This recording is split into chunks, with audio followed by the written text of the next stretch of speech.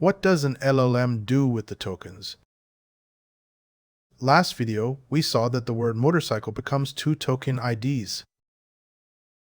Token IDs are just addresses. The model looks each one up in a giant table, and what comes back is a long list of numbers, coordinates for the word. That's what it actually does math on. Now imagine those coordinates as a single point in space. Plot more words, and something neat happens. Bicycle, car, truck, scooter.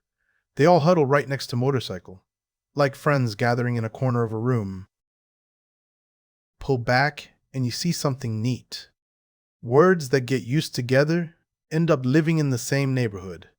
Vehicles, food, royalty, animals, each in its own corner.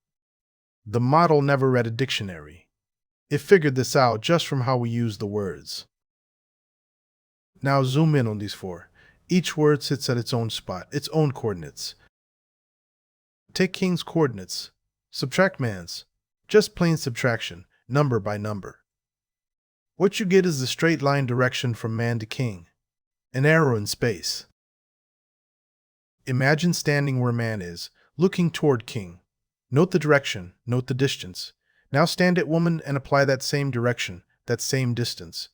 You arrive at queen, closer to her than to any other word the model knows. And this is just a flat picture. Words actually live across many layers of meaning, all at the same time, sometimes hundreds, sometimes thousands. LLMs have no understanding of words. The meaning lives in the geometry. But these words don't sit still in their spots. They look at each other and blend. Next video. Attention.